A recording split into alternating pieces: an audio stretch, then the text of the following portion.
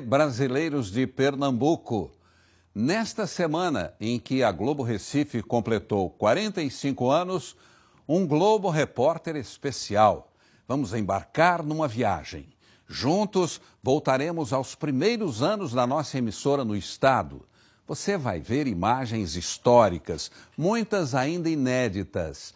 Nossos arquivos gravados em filme se transformaram num surpreendente documento sobre a vida pernambucana nos anos 70 e 80. Quantas surpresas e quantas mudanças podemos observar nestes valiosos registros. Quem chegou a ver o Galo da Madrugada com apenas 75 foliões? Recife ainda não tinha a segunda ponte do Pina. Da famosa Igreja dos Martírios, construída em 1796 e derrubada em 1973, diziam que não restou nenhum registro. Mas descobrimos que ela foi mostrada sim, em nossas primeiras reportagens. A Casa Navio, a grande enchente de 75, a terrível seca dos anos 80 e muito mais. O escândalo da mandioca, o futebol em branco e preto, cenas inesquecíveis que os mais velhos vão rever e os mais novos vão conhecer.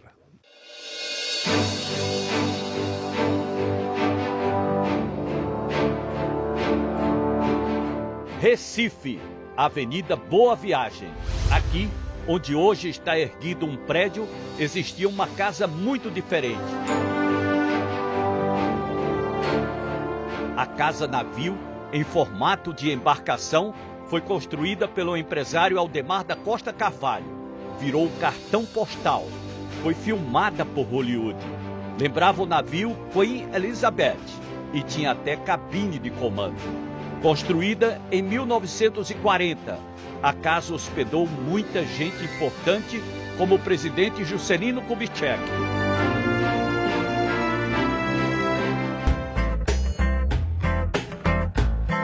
A Praia de Boa Viagem já era famosa, com as belezas naturais, as areias brancas, o calçadão, local de passeio e a beleza das mulheres. Uma época de efervescência cultural. Ângela Maria cantou Babalu no Geraldão. O Quinteto Violado tocava sucessos. Pra nós viver igualados, sangue sujo, nosso amor pede mais fuga do que essa que nos... Assim como Zé Ramalho em admirável Gado Novo. Roberto Carlos se tornava um cantor romântico. Nem eu sou romântico, né? E Fafá de Belém deu uma canja na entrevista. Como a brisa da prema. Luiz Gonzaga, o rei do Baião, tocou e cantou Vida de Viajante com o filho Gonzaguinha.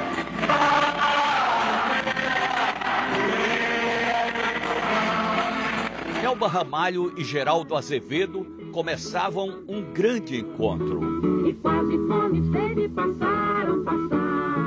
E Alceu Valença pisava na Fulô. Os festivais de música faziam sucesso em todo o país. A Globo em Pernambuco promoveu alguns, como o Frevança e o Vamos Abraçar o Sol. A peça Um Sábado em 30 já estava nos palcos e ficou durante 50 anos em cartaz. Tua mulher ter filho, mas de quem?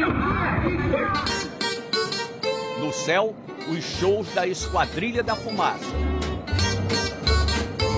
O aeroporto dos Guararapes causava sensação. Os bingos reuniam uma multidão, como o do Náutico. O carnaval era de salão. Os clubes português e internacional lotavam, assim como os bailes do Esporte, do Náutico e do Santa Cruz. O Galo da Madrugada saiu pela primeira vez em 1978 com apenas 75 pessoas. No mesmo ano, o Homem da Meia-Noite completava 46 carnavais. Holiday on Ice era sucesso.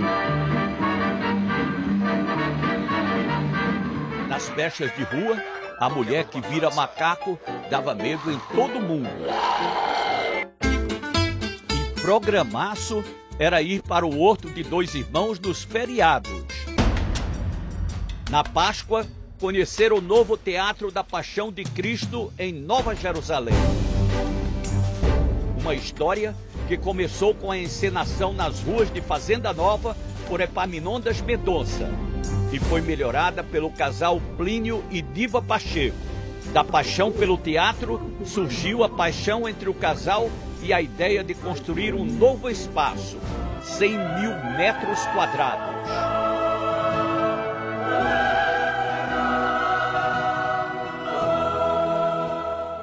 Em 1972, começou a tradição do São João de Caruaru, com a ideia de Agripino Pereira e da esposa Teresa de fechar a rua São Roque para comemorar com os vizinhos e amigos.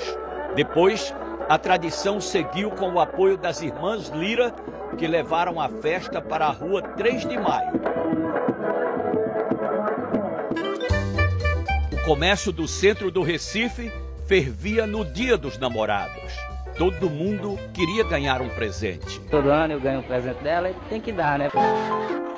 Mas nem tudo era festa. Faltava água nas cidades e também em Boa Viagem.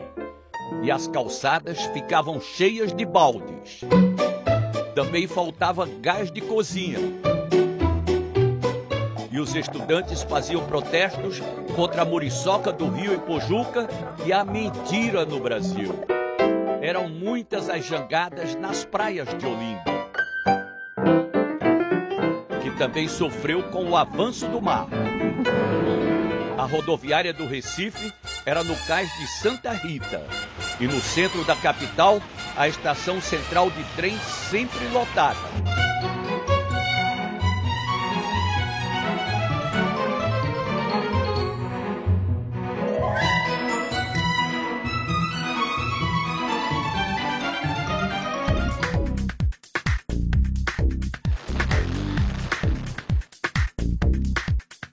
Foi uma década que mudou o desenho da capital, com obras que modernizaram o entorno urbano do Recife e projetaram uma grande metrópole. Outras foram polêmicas. Em 1973, parte do bairro de São José foi destruído para continuar a construção da Avenida Dantas Barreto. Tratores colocaram abaixo ruas, casarões antigos, lojas e a Igreja do Senhor Bom Jesus dos Martírios, construída em 1796 e que era tombada pelo Conselho Federal de Cultura como patrimônio histórico. O prefeito do Recife, na época, Augusto Lucena, conseguiu o destombamento com o Ministério da Educação e Cultura. Na última missa, a igreja estava lotada.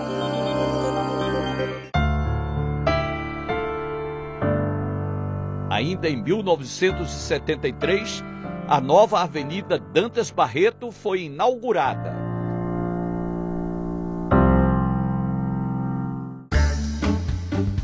Para construir a segunda ponte do Pina, foi necessário implodir o antigo prédio do Detran em 1978. Acompanhamos passo a passo, desde a instalação da dinamite no local até a explosão que reuniu muitos curiosos.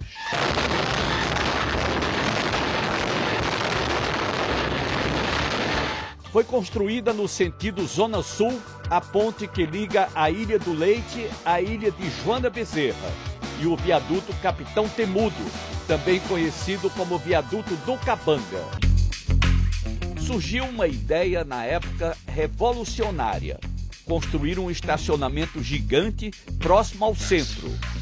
Com vagas para 2.400 carros, foi aberto em 1980 o estacionamento periférico da Joana Bezerra. Mas o estacionamento não durou nem 5 anos. No final, foi usado como pista de corridas de carros. Em 1979, a obra do contorno do Recife, incluindo a duplicação da BR-101 e a construção de mais 5 viadutos, melhoraram e organizaram a circulação e o acesso à capital. Em 1975, começou a ser construído no Curado o novo terminal rodoviário do Recife, o TIP. Ficou pronto 4 anos depois, mas não tinha como chegar lá. E os passageiros só usaram o terminal em 1986.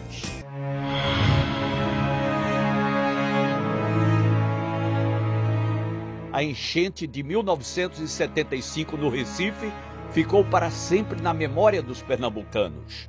No início da noite do dia 17 de julho, as águas do Capibaribe começaram a invadir a cidade. O rio transbordou.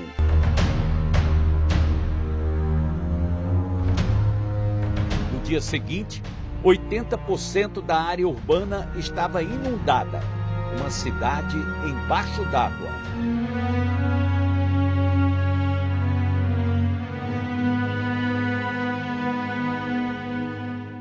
$40 mil desabrigados, 100 pessoas morreram, 67 na capital.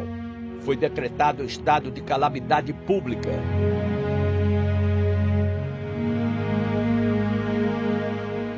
No meio da enchente, um boato deixou a população em pânico. O rompimento da barragem de Tapacurá era mentira, mas muitos acreditaram que fosse verdade, causando medo e correria em toda a cidade.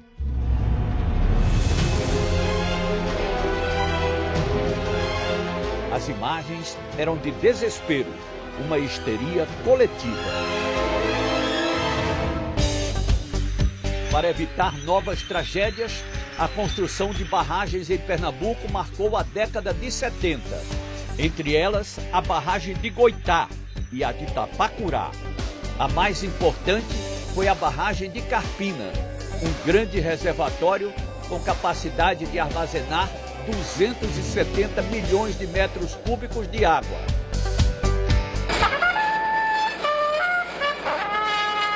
Em maio de 1978, foi inaugurada a barragem de Carpina. No centro do Recife, milhares de pessoas acompanharam o discurso do presidente da República, Ernesto Geisel, que veio entregar a obra. Estou assim, com o meu débito para com o povo de Recife, saldado. Outra obra importante no Recife para acabar com as cheias do Capibaribe foi a construção da nova Ponte da Torre, em 1978. Em 1975, a enchente do rio Una deixou famílias desabrigadas em Palmares. Dezenas de casas foram destruídas pela força da água. Desesperados, os moradores não queriam perder o que tinham em casa. Este carregou um fogão na cabeça.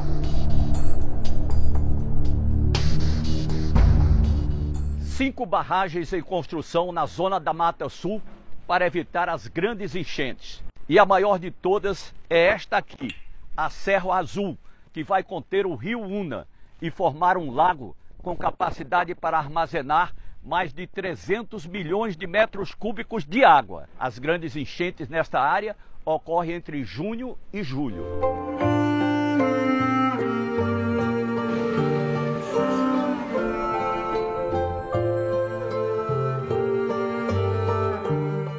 Viúva, mãe de 10 filhos, trabalhando nas frentes de emergência. A grande seca revelou símbolos da resistência, como a dona Iraci. E mais, a briga entre as famílias do sertão e o escândalo da mandioca. É daqui a pouco. Oferecimento Crefisa. Precisa de dinheiro em 24 horas? Vem pra Crefisa. This is the moment of truth. No. The reason you have been wrong tonight is much night.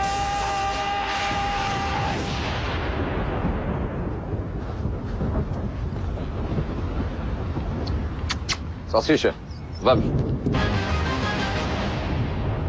Aprecie com moderação. Estamos no momento crucial da reforma da Previdência. O governo propõe que homens e mulheres se aposentem com idade mínima de 65 anos. Isso nós não aceitamos. Nós, do Solidariedade, defendemos que a idade mínima seja de 60 anos para os homens e 58 anos para as mulheres. O governo também propõe uma transição de 50% a mais do tempo que falta para você se aposentar. Isso também não aceitamos. O Solidariedade defende que essa transição seja de apenas 30% para todos. Domingo no Auto Esporte, vamos mostrar peças que ajudam a reduzir custos. E também como montar uma oficina moderna. Olha aqui, tudo organizadinho. O cinto de segurança está com problema? Conserte logo. Esse prédio aqui, ó, já foi considerado a maior fábrica do mundo. E ela ficou conhecida por causa dessa curva aqui, super inclinada. É depois do Globo Rural, no Auto Esporte. Você acompanhou as promessas de campanha e viu quem foi eleito. Agora eles têm 4 anos pela frente para administrar a cidade. O papel do eleitor não acaba no voto. Acompanhe o trabalho do prefeito e dos vereadores.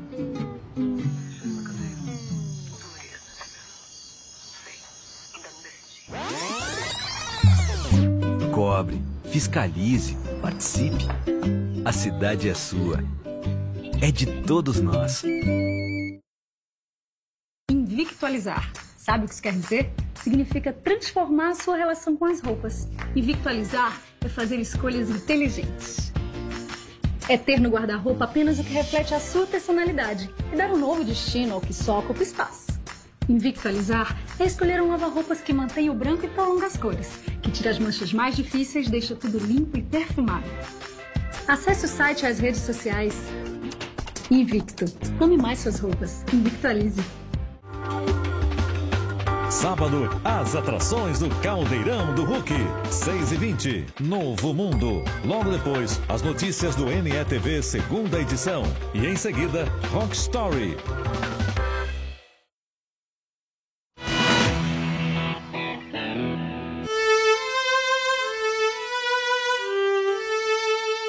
Do fim dos anos 70 até a metade dos anos 80, aconteceu uma das secas mais devastadoras da região.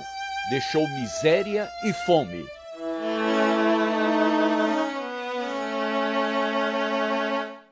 Açudes sem uma gota d'água. A imagem da terra quebrada, sem vida, em torrões, o gado magro. Registros que impressionaram o povo brasileiro e correram o mundo, mostrando pela primeira vez a realidade dos sertões. Para essa população flagelada, a saída do sufoco é o governo, mas a grande esperança é a chuva, que deve acontecer nos primeiros dias de janeiro. Mas veio pouca chuva, o nível das barragens continuou baixo. Sem água, muitos agricultores perderam toda a plantação. No sertão foi ainda pior. Os caminhões pau de arara levaram milhares de nordestinos embora para o sudeste. Com fome e sede, eles buscavam uma vida melhor. O êxodo do Nordeste, na triste figura do retirante, revelou também um dos símbolos da resistência, as viúvas da seca. Antes desconhecidas, elas nos mostraram histórias de superação. Abandonadas pelos maridos que iam atrás de uma vida melhor, as viúvas da seca tinham que cuidar da casa, dos filhos e ainda trabalhar. A senhora não fica preocupada em sair assim tão cedo e deixar as crianças? Fico preocupada demais, mas não tem outro jeito a fazer. Dona Iraci fazia parte da frente de emergência que reuniu milhares de trabalhadores para a construção de açudes e barragens na área da seca. Algumas imagens ficaram marcadas na nossa memória como símbolos da seca. O jegue carregando barris de madeira para levar água aos sítios mais distantes. Os caminhões-pipa distribuindo água para milhares de famílias. No Piauí, um dos estados mais afetados, a mulher tenta tirar a água do poço que está seco. Uma imagem que impressiona.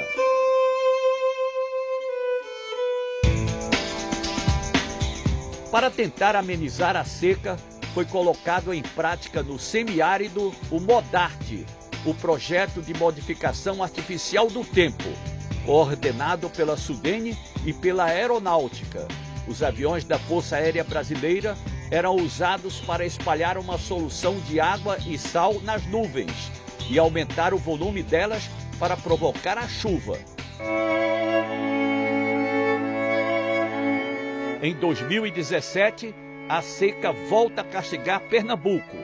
A falta de água há 6 anos na região revela imagens nunca antes vistas, como a barragem de Jucazinho, no Agreste, completamente seca. Metade dos reservatórios estão secos. Hoje, são mais de 120 municípios que estão em estado de emergência por causa da estiagem no estado.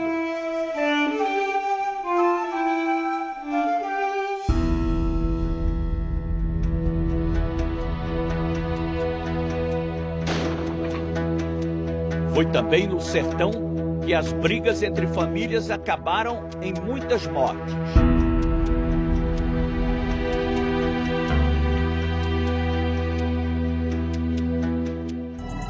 Na cidade de Exu, foram mais de 40 mortos na guerra entre as famílias Alencar, Sampaio e Saraiva.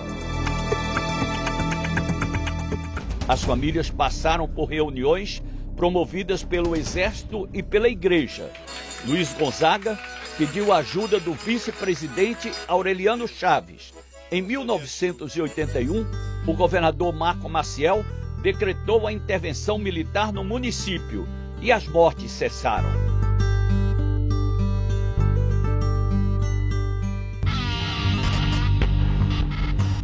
Em Floresta, a 250 quilômetros de Exu, a briga entre as famílias Ferraz e Novaes também foi notícia.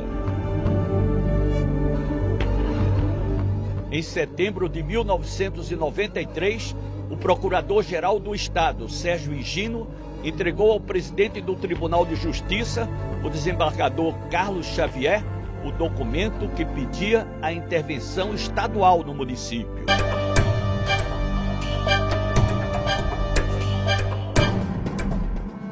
Além de símbolos da resistência e da coragem do nordestino, os períodos de seca revelaram também os malandros e espertos que se aproveitaram do fenômeno natural para enganar as autoridades, o povo e ganhar dinheiro. Acompanhamos um dos maiores escândalos financeiros de Pernambuco, um calote milionário no Banco do Brasil, no município de Floresta, no sertão. O caso aconteceu no início dos anos 80 e ficou conhecido como o escândalo da mandioca. Centenas de pessoas, entre elas fazendeiros da região, teriam se beneficiado com o dinheiro de falsos financiamentos para o cultivo da mandioca, no município de Floresta.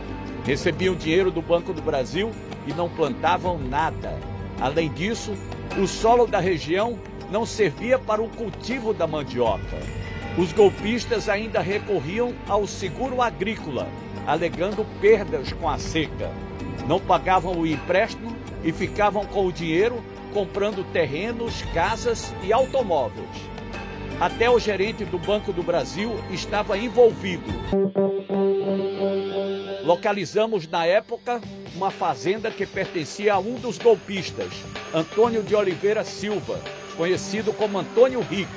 A casa, que estava sendo construída por ele, era considerada a mansão mais luxuosa da região. A mansão da Fazenda Papagaio não foi concluída. Ela está abandonada há 3 anos. Foi projetada com tudo o que existe de mais moderno no estilo colonial. 5 suítes com ar-condicionado, piscina, quadra polivalente de esportes. Mas há 3 anos, quando houve a denúncia do escândalo da mandioca, a Justiça Federal interditou toda a Fazenda Papagaio. O golpe acabou em tragédia.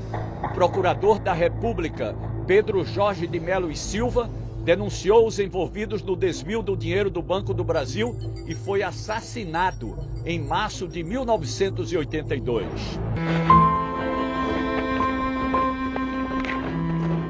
O O enterro reuniu centenas de pessoas no cemitério de Santo Amaro, no Recife.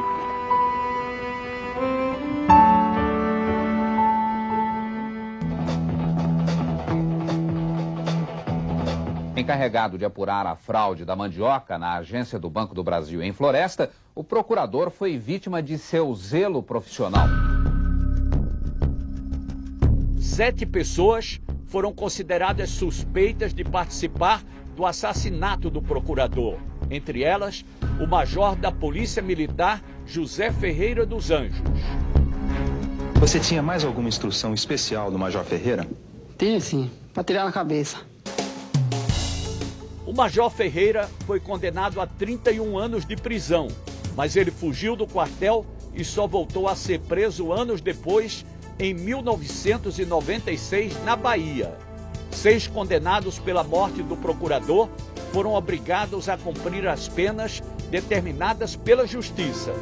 Quanto aos envolvidos no sistema de corrupção, alguns tiveram penas brandas, outros acabaram sendo obrigados a devolver terras e dinheiro da União. A mansão está nas mesmas condições do tempo em que fizemos a denúncia. A obra foi embargada e hoje é moradia de morcegos, abelhas e dos bodes que procuram abrigo aqui.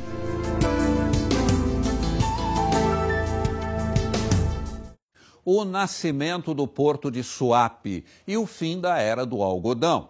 Como a irrigação transformou a terra seca em um oásis de frutas tropicais. É daqui a pouco.